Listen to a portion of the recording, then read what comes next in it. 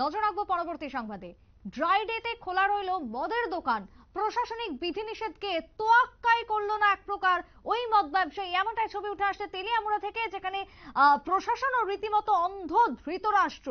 বিশেষ করে গতকাল মঙ্গলবার বিশ্বকর্মা পুজোতে ড্রাই ডে থাকে এবং সেই জায়গাতে সমস্ত মদের দোকান বন্ধ থাকার কথা, কিন্তু তেলিয়ামুড়ার তুইসিন্দ্রাইতে বিলেতি মদের দোকানে লক্ষ লক্ষ টাকার ব্যবসা চললো অবৈধভাবে, এমনটাই ছবি ধরা পড়েছে। কথা বলবো, টেলিফোন লাইনে রয়েছেন প্রতিনিধি হিরণময় রয়। হিরণময় দা, ড্রাই ডেতে গোটা রাজ্যে বন্ধ ছিল, কিন্তু সেই জায়গায় তেলিয়ামুড়ায় সেখানে প্রশাসনকে একেবারে তোয়াক্কাই করলো না ওই ব্যবসায়ী। কেন এমনটা হলো, কি জানতে পারছো?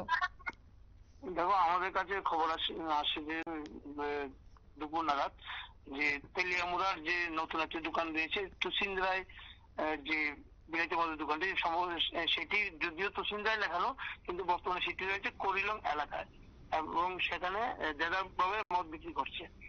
তো আমাদের কাছে যেহেতু খবরটি আসে, তো সেই মোতাবেক আমরা গ্রাহক সেজে সেখানে যাওয়া হয় এবং দেখা যায় যে দোকান সামনে থেকে বদ্ধ এবং একটি গোপন একটি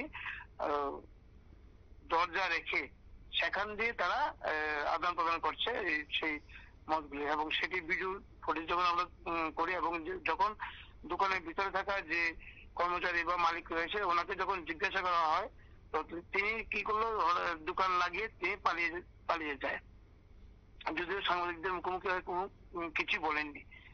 পরবর্তীতে আমরা খবর দিই তেলিয়ামুড়া থানা পুলিশকে। তেলিয়ামুড়া থানা পুলিশ সেখানে রাতভর যদিও ডিউটি করে রাখে এবং পুলিশকে একরকম ভাবে বলতে গেলে যে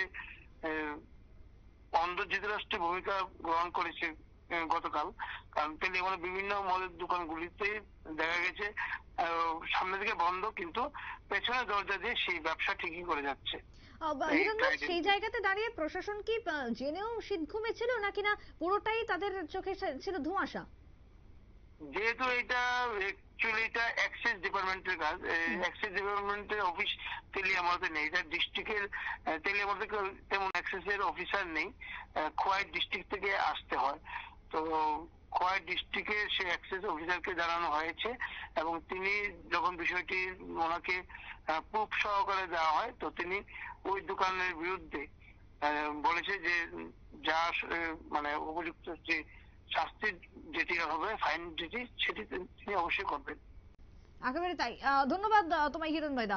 অর্থাৎ যে অপরাধ হয়েছে, অর্থাৎ যে অপরাধ, তার আইন অনুযায়ী পদক্ষেপ গ্রহণ করা হবে এমনটাই জানিয়েছেন পুলিশ আধিকারিকরা। পরবর্তী সময় তারা পৌঁছে যান ঘটনাস্থলে, কিন্তু কিভাবে চললো যে এক্সাইজ ডিপার্টমেন্টের এই কাজ, সেই এক্সাইজ ডিপার্টমেন্ট কোথায় ছিল এবং তারা কেন ডিস্ট্রিক্ট বা জেলাতে, তাদের কেন কোনো সেই জায়গায় অভিযান চললো না গতকালকে ড্রাই ডেতে দেদার মদ বিক্রিকে কেন্দ্র করে, এমনটাই অভিযোগ উঠে আসছে, এমনটাই প্রশ্ন উঠে আসছে তেলিয়ামুড়া সহ গোটা রাজ্য থেকে। ছোট্ট বিরতির পর ফিরবো, সঙ্গে থাকুন।